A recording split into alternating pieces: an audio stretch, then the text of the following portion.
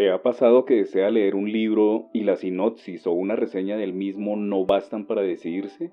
A mí me pasa constantemente, y por ello decidí comenzar este canal. En este canal no leo obras completas. Mi objetivo es que usted, como receptor, se haga a una idea del estilo de escritura y de historia que se manifiesta en cada obra literaria que leo. Así, lo que pretendo es dejar sembrada una semilla y usted decide si se anima o no a leer la obra completa. Obviamente quedan demasiados títulos por fuera. Solo leo los fragmentos de algunos de los libros que tengo a mano. Espero que disfrute este espacio y que le dé una luz para tomar una decisión de su próximo libro a leer. Hoy para ustedes, de Haruki Murakami, La muerte del comendador, Libro 1, Capítulo 19. ¿Ves algo detrás de mí? A la 1 de la tarde del sábado, vino mi amante en su Mini Cooper rojo. Salí a recibirla. Llevaba unas gafas de sol de color verde y encima de su sencillo vestido beige, una chaqueta gris. ¿Prefieres en el coche o en la cama?, le pregunté. ¡Tonto!, dijo ella con una sonrisa. En el coche no estuvo nada mal. Me gustó tener que apañármelas en un lugar estrecho. Lo haremos otro día. Nos sentamos en el salón y tomamos un té. Le conté que había terminado el retrato, o lo que parecía un retrato, que había empezado hacía poco. Le hablé también de que era muy distinto a todo lo que había hecho hasta entonces. Al escucharme, sintió curiosidad. ¿Puedo verlo?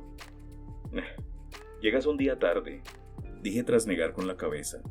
Me habría gustado conocer tu opinión, pero Menchiki se lo ha llevado. La pintura no se había secado ni siquiera del todo, pero él estaba impaciente por tenerlo. Parecía preocuparle la posibilidad de que alguien pudiera llevárselo. Eso quiere decir que le ha gustado, ¿no? Eso me ha dicho, y yo no veo razón alguna para dudar de sus palabras. Has acabado el trabajo y el cliente está satisfecho. Por lo tanto, todo ha salido bien. Eso creo. Tengo la impresión de que he hecho un buen trabajo. Nunca había pintado un retrato así y me parece que he encontrado nuevas posibilidades. ¿Te refieres a un nuevo estilo? No lo sé. En esta ocasión lo he logrado teniendo a Menchiki como modelo. Quiero decir que tal vez, a partir de un hecho formal como es pintar un retrato, he llegado a esto casi por casualidad. No sé si sería capaz de repetir este método. Puede que haya sido algo especial, fruto de una especie de poder o de magnetismo que me haya transmitido Menchiki. Ahora, lo más importante es que vuelvo a tener ganas de pintar. Bueno, en cualquier caso, enhorabuena. Gracias. Al menos eso significa que voy a cobrar mucho dinero. ¡Qué hombre tan generoso! Me ha invitado a cenar a su casa el martes. Vamos a celebrar que hemos terminado el retrato. Le conté algunos detalles de la cena, los dos solos atendidos por un cocinero y un camarero. No le dije, obviamente, que habíamos invitado también a la momia. Por fin vas a tener la oportunidad de entrar en esa mansión blanca, dijo ella. En esa casa misteriosa, donde vive una persona misteriosa. ¡Qué suerte! Fíjate bien en todo, ¿de acuerdo? Lo haré. Y no te olvides de tomar nota de lo que te sirvan para comer. Lo intentaré, no te preocupes. Por cierto, ¿no dijiste que te habías enterado de algo nuevo sobre él? Sí, ya sabes, los rumores de la selva. ¿Y de qué se trata? Ella hizo un gesto como si dudase. Alcanzó la taza y dio un sorbo a su té. ¿Por qué no hablamos de eso más tarde? Me gustaría hacer algo antes. ¿Qué quieres hacer? Cosas que una mujer le da reparo decir en voz alta. Fue así como cambiamos del escenario del salón al de la cama, como teníamos por costumbre. Durante los 6 primeros años de mi matrimonio con Yusu, el primer periodo de nuestra vida matrimonial, podría decirse, nunca tuve relaciones sexuales con otra mujer que no fuera ella. Eso no significa que me faltaran las oportunidades, pero en esa época a mí me interesaba más una vida tranquila a su lado que aventuras inciertas.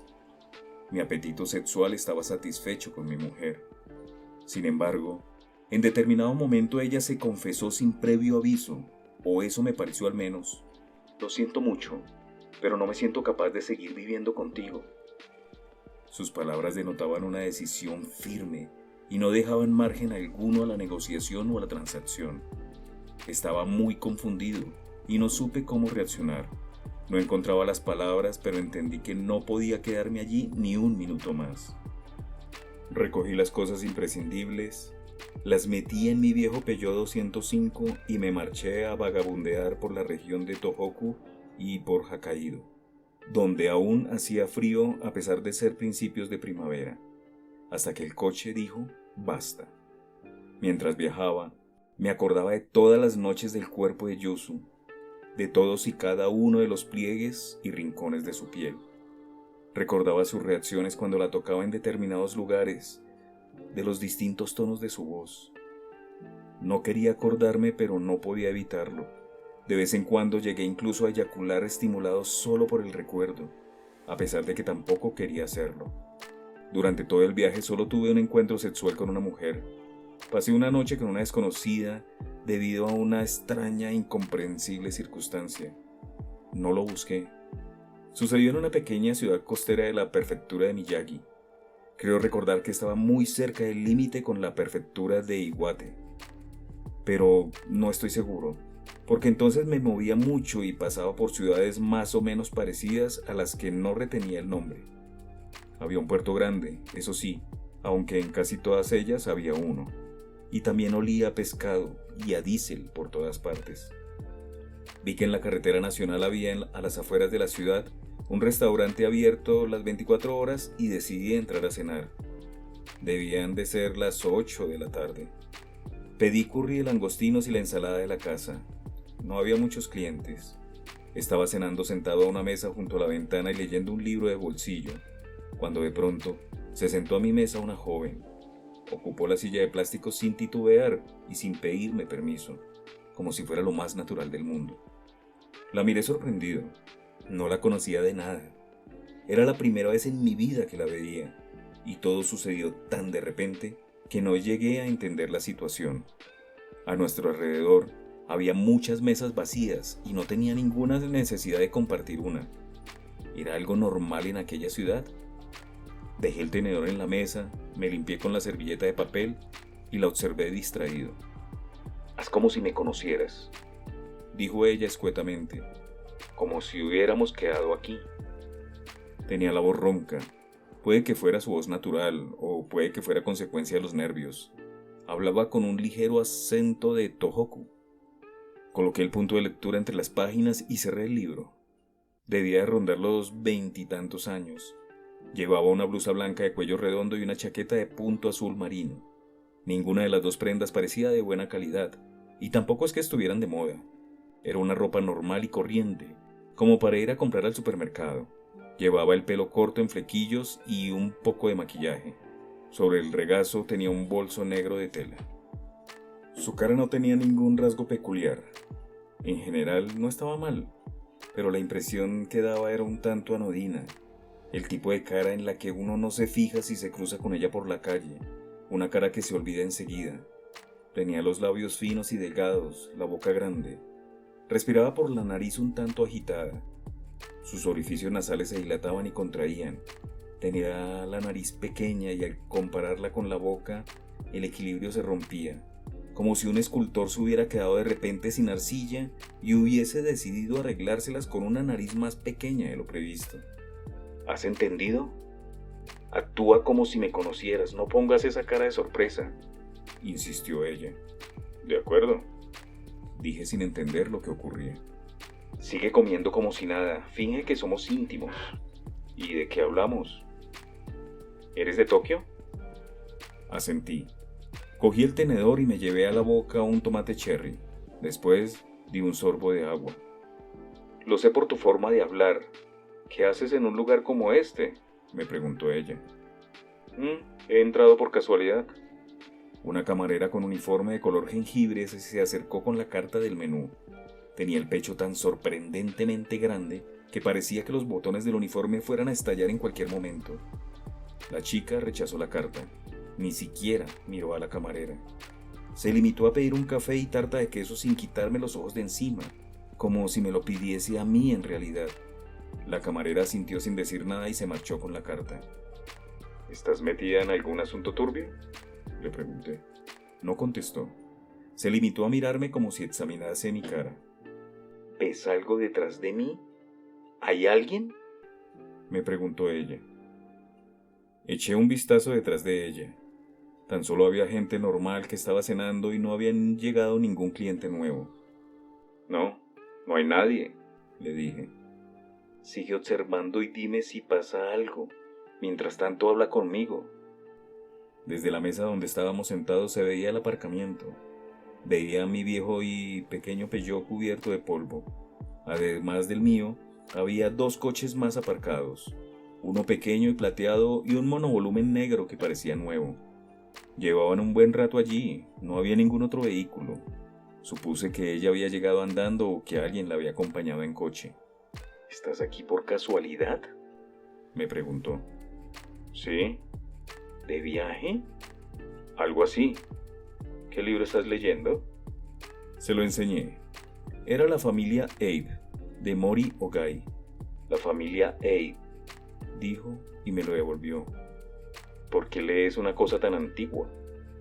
Estaba en la recepción de un hostal de Aomori, donde me alojé hace poco. Lo hojeé, me pareció interesante y lo cogí. A cambio dejé unos cuantos libros que ya había leído. No lo he leído, ¿es interesante? Me lo había acabado ya y lo estaba releyendo, en parte porque la historia era interesante, pero también porque no llegaba a entender para qué y desde qué punto de vista había escrito Mori Ogai aquella novela. Sin embargo, no me veía con ánimo de explicarle todos esos detalles. No estábamos en un club de lectura. Además, ella solo parecía interesada en conversar para fingir naturalidad, como mínimo para que la gente de alrededor lo interpretase así. Creo que merece la pena leerlo, dije. ¿A qué se dedica?, me dijo ella. ¿Quién? ¿Mori Ogai? No, me da igual Mori Ogai. Me refiero a ti. ¿A qué te dedicas? De repente me has hablado de usted y me he confundido. Pinto cuadros. ¿Pintor? Algo así. ¿Qué tipos de cuadros pintas? Retratos. ¿Te refieres a esos cuadros que hay siempre colgados en las paredes de los despachos de los directores de empresa? ¿Esos cuadros de gente importante que pone siempre cara de importancia? Sí, así es. ¿Te dedicas solo a eso? Asentí. Ya no volvió a tocar el tema de la pintura. Quizá ya había perdido el interés y no me extrañó en nada. A la mayoría de la gente no les interesan los retratos aparte del protagonista. En ese momento se abrió la puerta automática del restaurante y entró un hombre alto de mediana edad. Llevaba una chaqueta de cuero negro, una gorra también negra con el logotipo de una marca de golf. Miró a su alrededor y eligió una mesa que se hallaba 2 metros más allá de donde estábamos sentados nosotros. Se sentó de cara hacia mí, se quitó la gorra, se pasó la mano un par de veces por el pelo y miró atentamente el menú que le había dado la camarera de pecho grande. Tenía el pelo entrecano, corto, era delgado y moreno, y su frente se veían unas profundas arrugas onduladas. Ha entrado un hombre, le dije. ¿Cómo es? Le expliqué a grandes rasgos su aspecto. ¿Puedes dibujarlo? ¿Quieres decir un retrato? Sí, eres pintor, ¿o no? Saqué un pequeño cuaderno de mi bolsillo y esbocé la cara del hombre con un portaminas. Incluso le añadí algunas sombras. Mientras dibujaba, ni siquiera me hizo falta mirarle. Soy capaz de entender y memorizar los rasgos de una persona de un solo vistazo. Le entregué el dibujo a la chica, lo cogió, entornó los ojos y lo observó un rato, como un empleado de banca examinando en detalle una firma sospechosa en un cheque. Después lo dejó encima de la mesa. Dibujas muy bien, dijo aparentemente impresionado. Es mi trabajo. ¿Conoces a ese hombre? No dijo nada. Se limitó a mover la cabeza de un lado a otro. Siguió con los labios apretados sin cambiar de expresión. Dobló el dibujo en 4 y se lo guardó en el bolso. No entendía por qué lo hacía. Hubiera bastado con arrugar el papel y tirarlo por ahí. No lo conozco, dijo ella. ¿Pero te sigue o algo así? Ella no contestó. La camarera trajo el café y la tarta de queso. La chica no dijo nada hasta que se marchó. Separó un trozo de la tarta moviendo el tenedor a derecha e izquierda varias veces encima del plato, como un jugador de hockey sobre el hielo, calentando antes de empezar un partido. Luego se metió el trozo en la boca y masticó sin gesticular. Echó un poco de leche en la taza y dio un sorbo al final al café. Apartó el plato con la tarta como si ya no quisiera más. En el aparcamiento había un coche nuevo, un todoterreno de color blanco. Era un coche alto y robusto, con unas buenas ruedas. Debía ser del hombre que acababa de entrar. Estaba aparcado de frente. La rueda de repuesto colgaba del maletero y llevaba una funda con el logo del modelo, Subaru Forester. Terminé de comerme el curry con langostinos. La camarera se acercó a retirar el plato y le pedí un café. ¿Viajas desde hace mucho? Sí, hace tiempo. ¿Es interesante viajar? Yo no viajaba porque fuera interesante. Esa era la respuesta adecuada. Pero si le decía eso, tendría que enredarme en una explicación larga y complicada. Más o menos, le dije. ¿Hablas poco? Me miraba como si tuviese delante un animal extraño. Dependía de con quién hablase. Ese era, de nuevo, la respuesta correcta.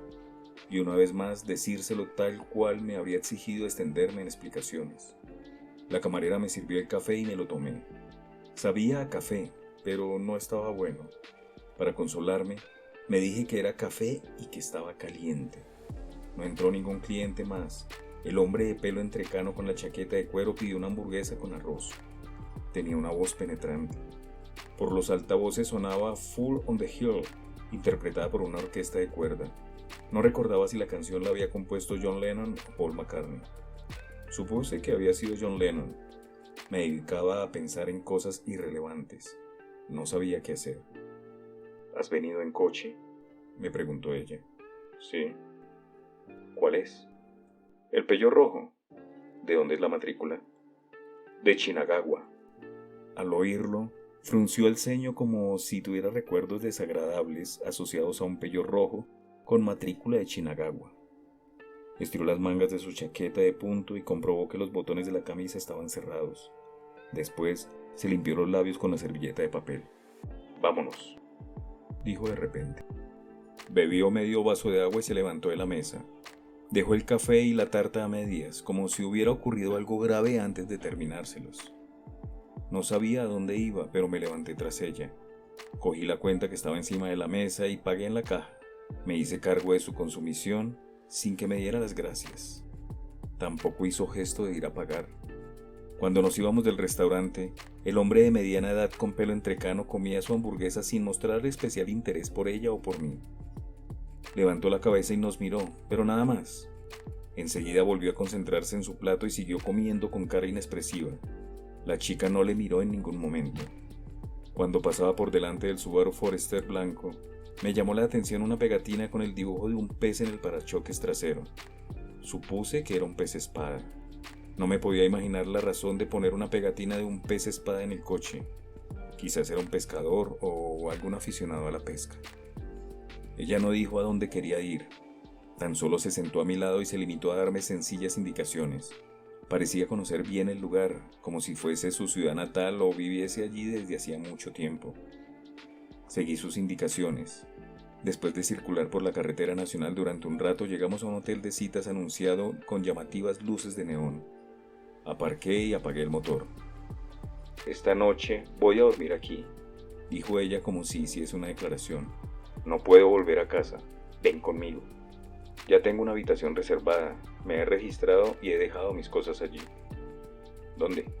Le di el nombre de un pequeño hotel de negocios cerca de la estación del tren.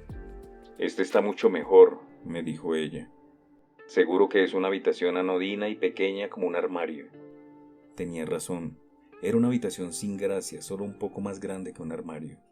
Además, no puedo entrar aquí sola porque me tomarían por puta. Ven conmigo.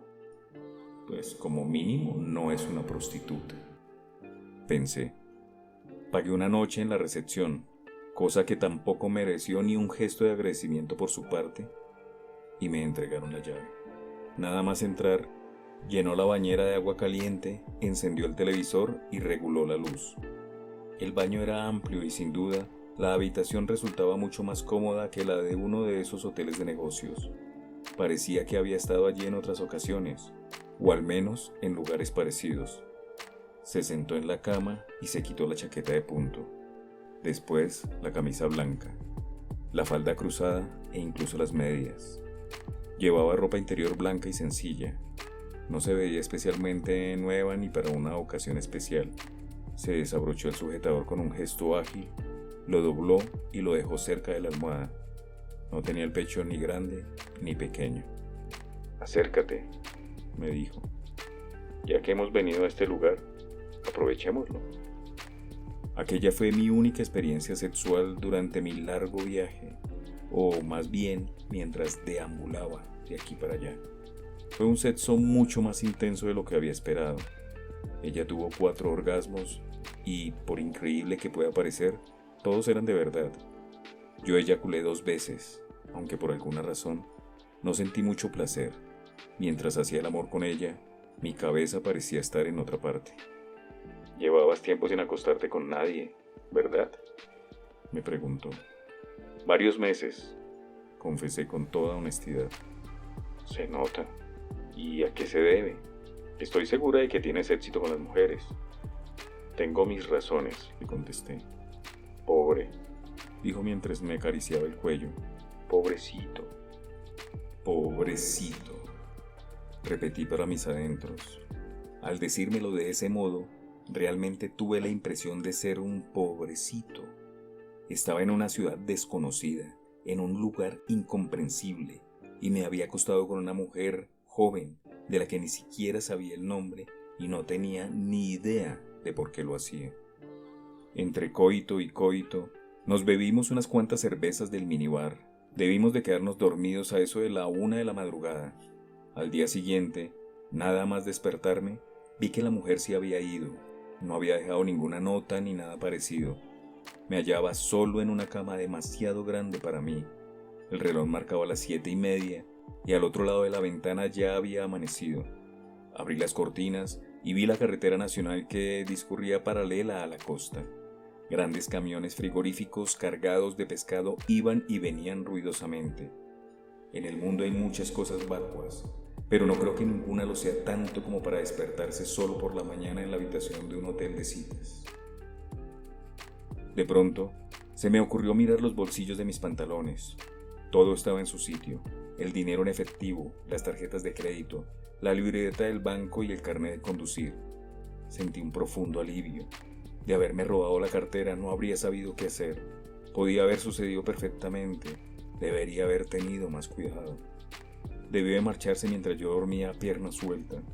¿Cómo había vuelto a la ciudad o a donde quiere que viniese? ¿Había regresado a pie o había tomado un taxi? En realidad me daba igual. No servía de nada darle vueltas a eso. Devolví la llave en la recepción, pagué las cervezas y conduje en dirección a la ciudad. Tenía que recoger mis cosas del hotel cerca de la estación y pagar la cuenta.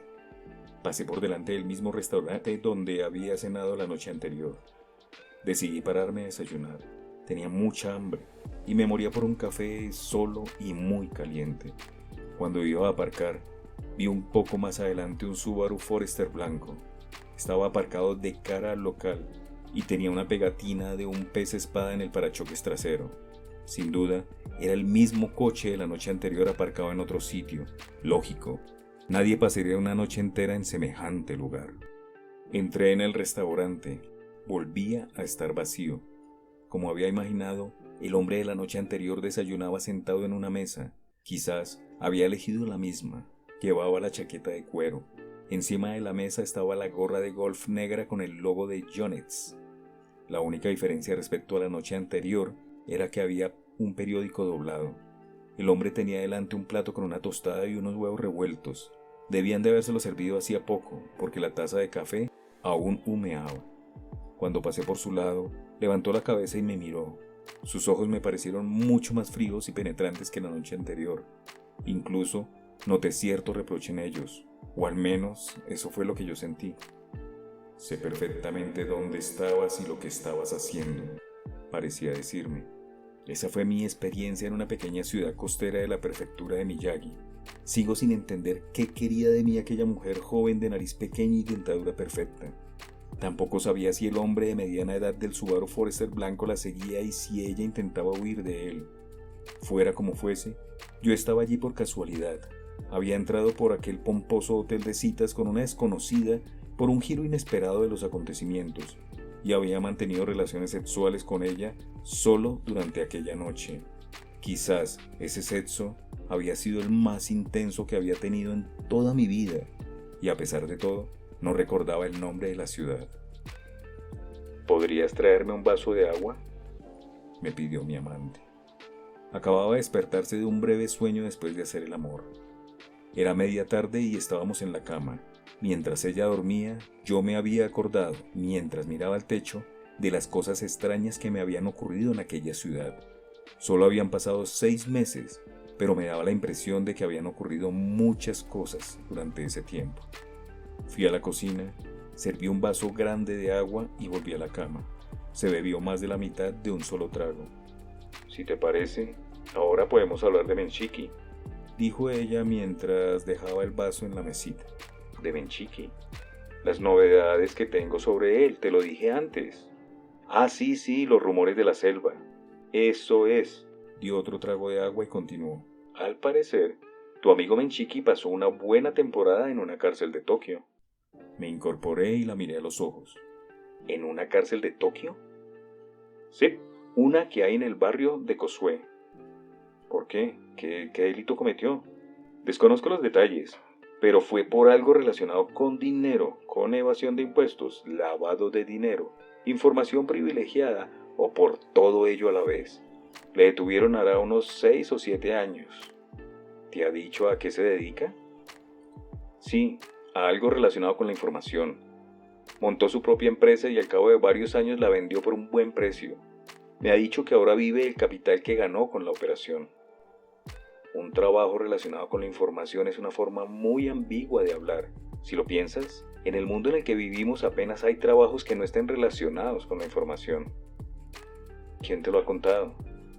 Una amiga cuyo marido trabaja en algo que tiene que ver con las finanzas, pero no sé hasta qué punto la información es fiable. Tal vez solo sea un rumor, algo que alguien le ha dicho a alguien y esa persona me lo ha contado a mí. Pero por el tipo de historia que es, no creo que haya salido de la nada. Si ha estado en la cárcel de Tokio, eso quiere decir que le detuvo la fiscalía de allí. Al final le declararon inocente, pero estuvo detenido durante mucho tiempo y le investigaron a fondo. Prorrogaron varias veces su encarcelamiento y no le concedieron la libertad bajo fianza. ¿Pero ganó el juicio? Sí, le acusaron pero no lograron demostrar su culpabilidad. Mantuvo un silencio absoluto durante toda la investigación. Por lo que sé, la Fiscalía de Tokio es un cuerpo brillante y está muy orgullosa de su trabajo.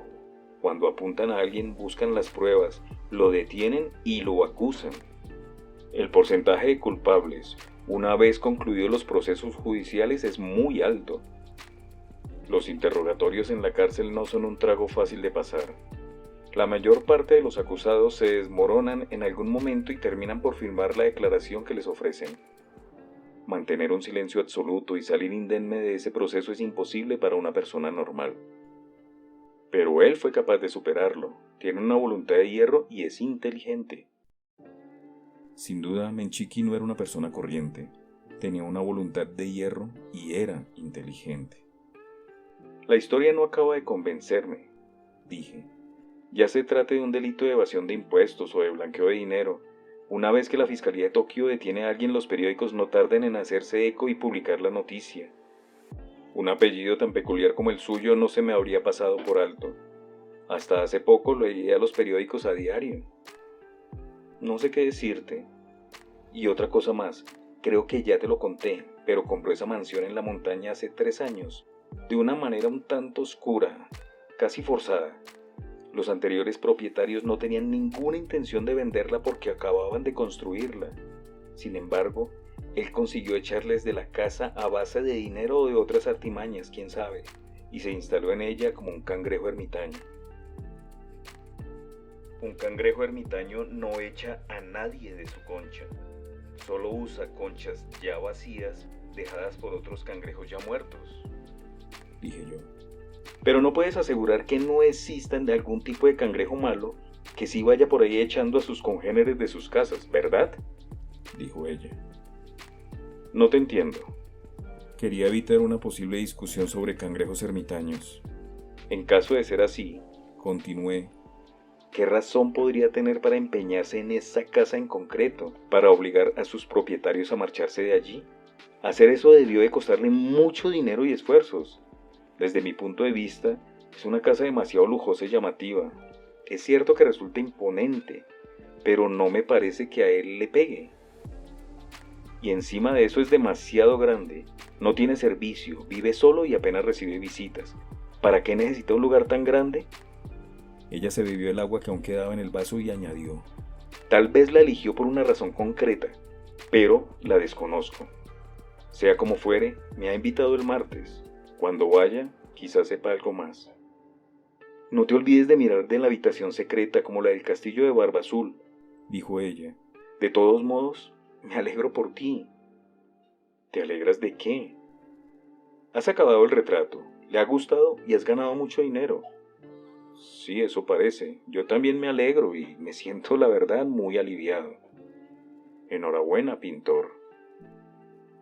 No mentí al decir que me sentía aliviado. Había terminado el retrato. A Menchiki le había gustado y sentía que había hecho un buen trabajo.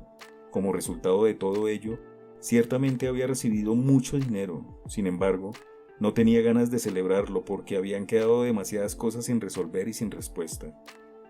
Cuanto más intentaba simplificar mi vida, más me parecía que perdía el hilo de las cosas. En busca de respuesta, alargué los brazos casi inconscientemente y la abracé. Su cuerpo era suave, estaba caliente y mojado por el sudor. Sé perfectamente dónde estabas y lo que estabas haciendo, dijo el hombre del Subaru Forester blanco. Por este momento terminamos la lectura del capítulo número 19. En una tercera parte de este primer libro de La muerte del comendador, leeré el último capítulo que corresponde a esta primera parte. Espero les haya gustado. No olviden dar clic en me gusta, compartir el video con aquellas personas que usted considere lo pueden apreciar y suscribirse. Mi nombre es Alberto y mi placer es leer para usted.